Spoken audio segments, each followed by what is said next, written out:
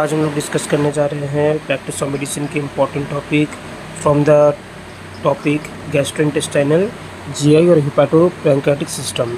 इसमें सबसे पहले हम लोग हिपैटिक बिलियरी सिस्टम में देखें तो लीवर सिरोसिस हो गया, हेपेटाइटिस बी। इसके अलावा इसके जो भी hepatitis A C D E जो भी है इसके डिफरेंस वेरिएंट के बारे में पढ़ना है। वायरल हेपेटाइटिस जो होता है मतलब वायरल हेपेटाइटिस मतलब एच बी मतलब है ए बी सी डी सभी के बारे में पढ़ना है। इसका क्लिनिकल फीचर, इटियोलॉजिकल फीचर और लैब इन्वेस्टिगेशन। उसके अलावा polyposis of the gall bladder, तो गॉल ब्लैडर स्टोन्स भी पढ़ सकते हैं। एक्यूट कोलिसिस्टाइटिस, इसके इटियोलॉजिकल फैक्टर, क्लिनिकल फीचर और इन्वेस्टिगेशन पढ़ना है। जॉन्डिस में general haemolytic and obstructive jaundice जो है इसको पढ़ना है, मतलब जिसको प्री हिपैटिक बोलते हैं, हिपैटिक बोलते हैं और ऑब्स्ट्रक्टिव जॉन्डिस तीनों के बारे में पढ़ना है। एलएफटी जो टेस्ट इसके बारे में अच्छे से पढ़ना है। पोर्टल हाइपरटेंशन के बारे में पढ़ना है। उसका बाद बर्ड-चियरी सिंड्रोम के बारे में पढ़ना है। ये हो गया आपके हिपैटिक बिलियरी सिस्टम से। अब इसोफेजियल और गैस्ट्रिक सिस्टम से क्या पढ़ना है तो डिस्फेजिया और एक्लेसिया कार्डिया के बारे में पढ़ना है। बैरेट्स डिजीज़ के बारे में पढ़ना है जो इसोफेगस का डिजीज़ है। इसोफेजियल कार्सिनोमा एंड हार्निया के बीच में डिफरेंस और इसके बारे में पढ़ना है। ए क्लोरहाइड्रिया के बारे में पढ़ना है। गैस्ट्राइटिस के बारे में इटियोलॉजिकल फीचर, क्लिनिकल फीचर और इन्वेस्टिगेशन पढ़ना है। क्रोनिक गैस्ट्राइटिस और ड्यूडेनल अल्सर के बीच में अंतर को देखना होगा, डिफरेंस को। गैस्ट्रिक कार्सिनोमा, गैस्ट्रिक सीए के बारे में पढ़ना होगा। पाइलोरिक स्टेनोसिस के बारे में पढ़ना पड़ेगा।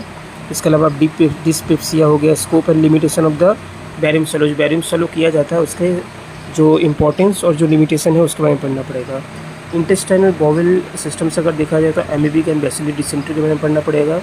क्रोन डिजीज़ और अल्सरेटिव कोलाइटिस के बारे में अच्छे से पढ़ना पड़ेगा जो कि आईबीएस के अंदर में आता है।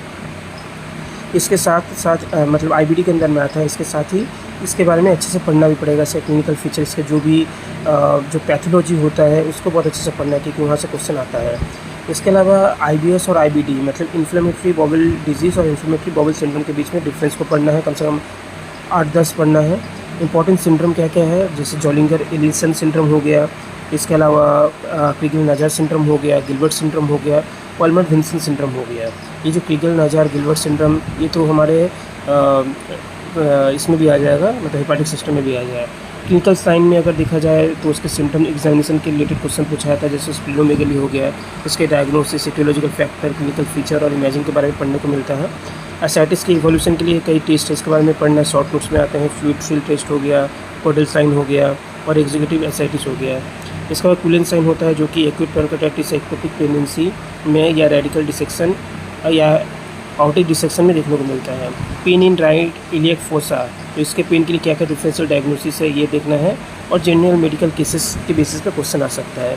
इसके अलावा अगर देखा जाए